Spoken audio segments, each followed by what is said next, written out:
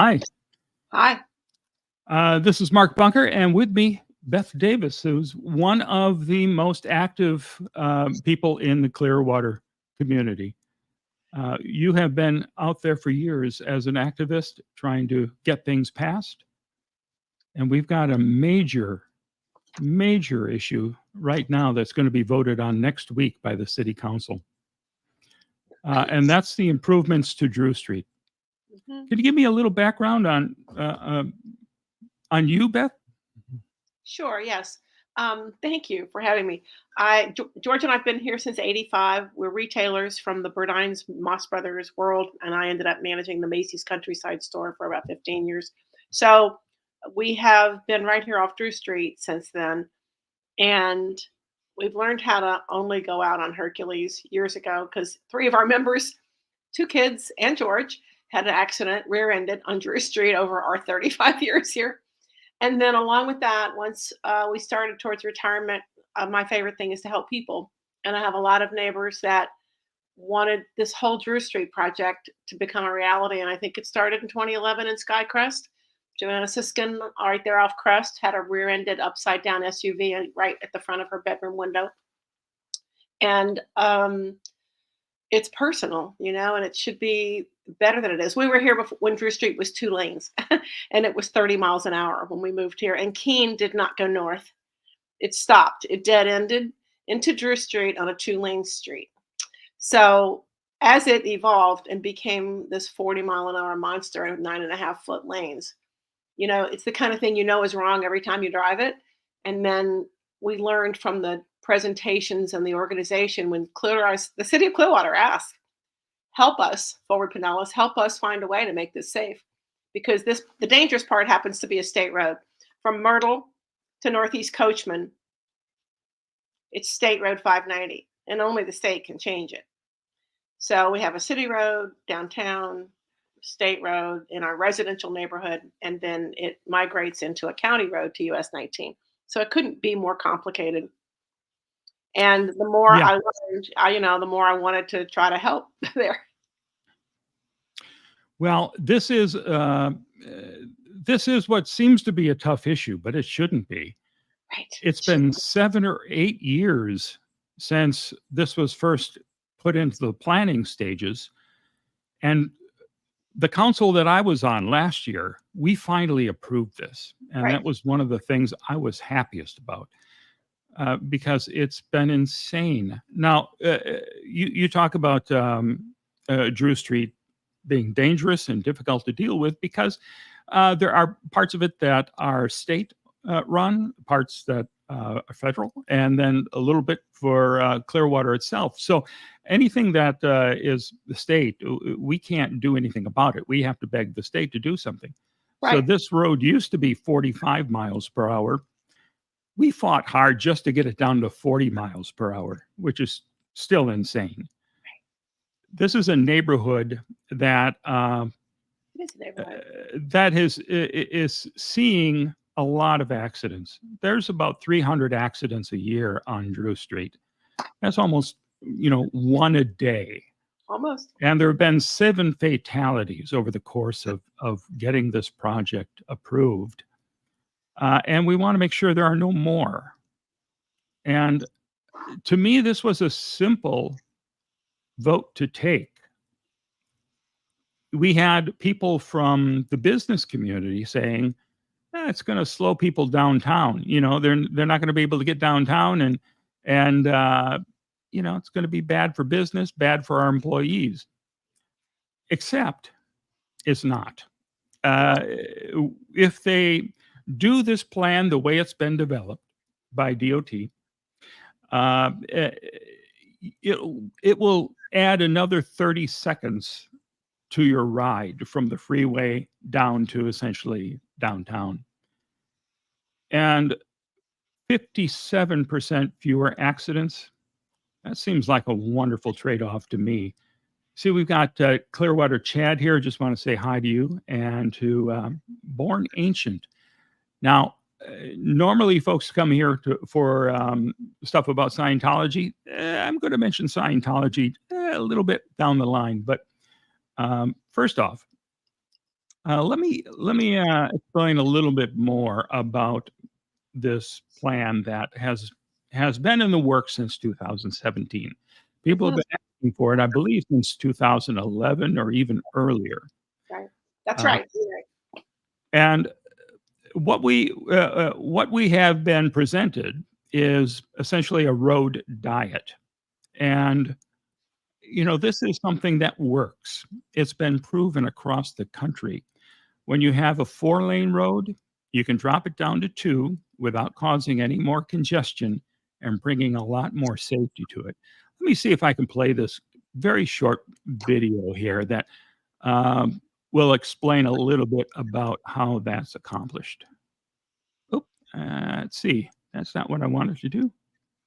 Um, I put this on stage, didn't I? I'm not seeing it. And while you're doing that, history just proves that when you slow down a community, the development comes. We have towns all around us at This 25. road might not look like Oh, anything special. well, there we go. It popped up before I wanted to play it. All right. This road might not look like anything special. But what if I showed you the same road a few years earlier? Notice anything different? Here's a better angle of that. The old road has 4 lanes for traffic. The new one has 2. And now there's this middle lane for left-hand turns. There's also a new bike lane. This is what transportation planners call a road diet, and it's a very popular way to make the roads safer. 4-lane roads have quite a few conflict points. Those are places where accidents could happen. These are merging accidents, left turn lane crashes, and rear ends. Now look at what a 3-lane reconfiguration does. There are far fewer crash points. A road diet can also make left-hand turns suck way less.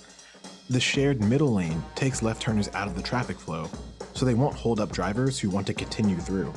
And now, left turners will only have to cross 1 lane of traffic instead of 2, which will eliminate broadside accidents. So that's a proven plan. And that's what we approved last year. Because of our vote to approve this, the business community went all out to get me off the council and to get Kathleen Beckman off the council. She was another yes vote on this and very active in the community. I was so proud of this. And during my campaign, I made this a major issue. I had yard signs printed up saying Safe Drew Street. Right.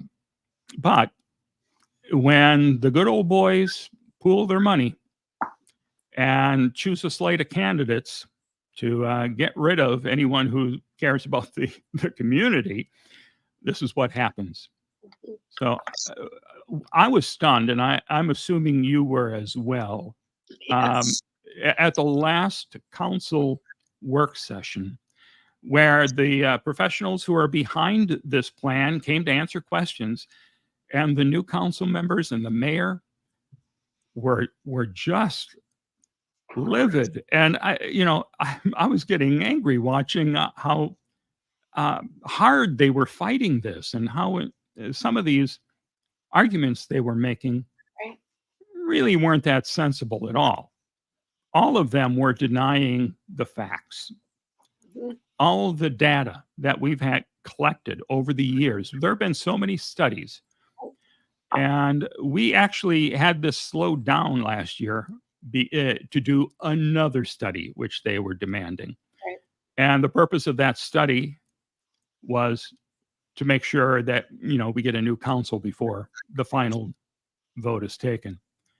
So that's one of the things about politics.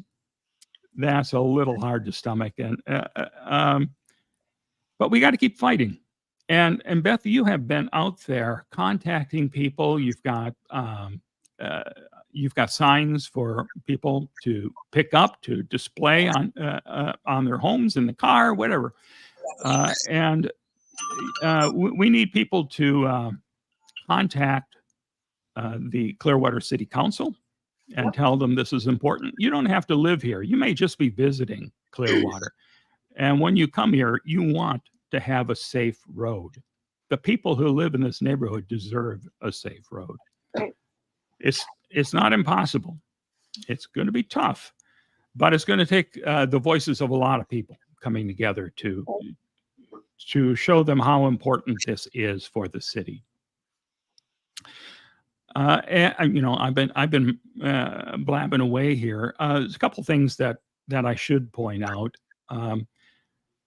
These lanes, the 4 lanes we have on this road, are what, 9.5 feet? Yes. Right. Right. The regulation is supposed to be 12. That's right. For buses and everybody. Yeah. So if we drop it down to 2 lanes, one each way, and a turn lane, gives us room for a bike lane. And also, there are, you know, really tiny, narrow sidewalks through this residential neighborhood. And some of them have, there's one place where there's a telephone pole right smack dab in the middle of the sidewalk. We'd be able to fix a lot of those problems. And that's all part of the Drew Street project that had been approved and is now in the process of being killed. We don't want to see that happen. The people who live there deserve better. And they deserve the chance to be able to walk to Crest Lake Park and to be able to ride their bike to Coachman, which we just invested in, right? Yeah. It should be for the people, the Scientology, right? We should be able to get there safely. $85 million to redo Coachman Park, and it's been a success. We have the new amphitheater down there drawing people. The park itself is gorgeous. So we want people coming down there.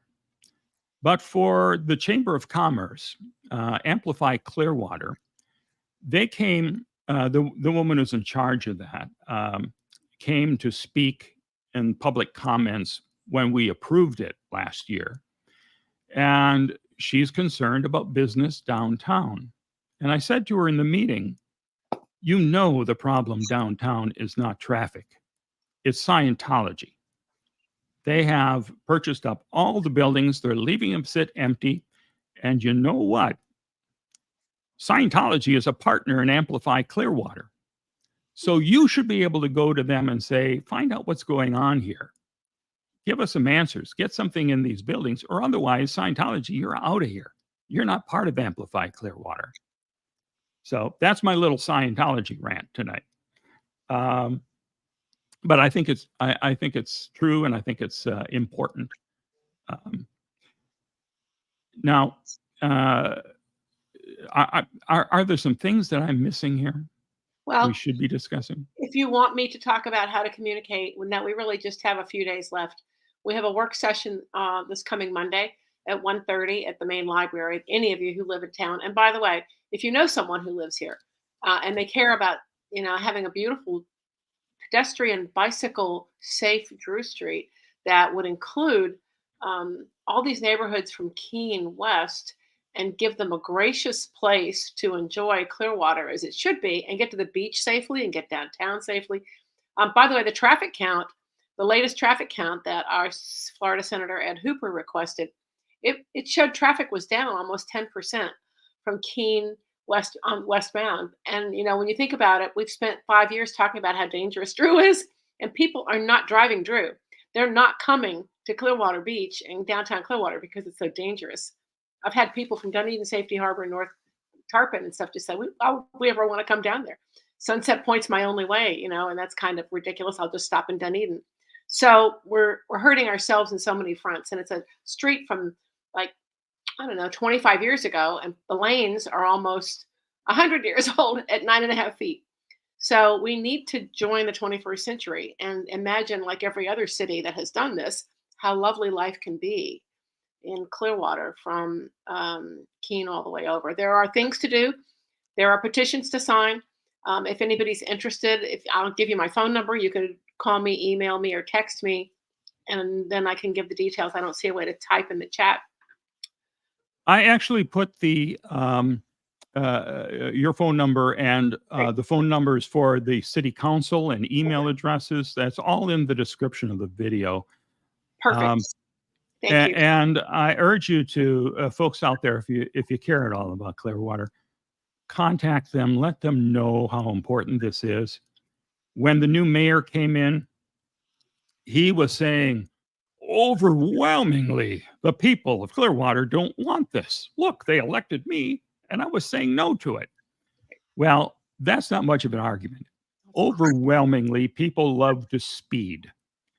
And I don't think there's an overwhelming majority of Clearwater citizens who want this street to remain dangerous. Right. But the overwhelming number of people on the council right now want to kill this. Right. So we have to work hard to convince them that this is not the right move. Right. One of the new council members was saying, I don't believe the statistics. Right. You know, they had these reports. We had to do what? How many reports have we done now? 3 at least? 2016, 2018, and now May, well, actually 4. May 18, 2020, May 16, May 2024. So 4. And each one of them shows the benefits of this. Right. There haven't been anything coming back saying, oh, this is a bad idea. Right. This is 57% less accidents. 57% less accidents. How could you say no to that? Yeah. Well, they can. And the St. Pete or the Tampa Bay Times rather did an editorial a week or two ago, and they were pushing for this to be approved. And they closed off that editorial by saying, if the council votes no, what are they going to say the next time there's a fatality or a major crash? And it's true. It's true. It is on them. One of the council members says, no one should be demonized. And I'm not trying to demonize anyone. Just please have a heart. If you say you care about safety, this is the step to take. Now, they've got some other plans, apparently, that they're going to be talking about next week on Monday at the work session and then voting on Thursday night. They punted this down the road after the last meeting where a lot of folks from both sides of the argument came to talk.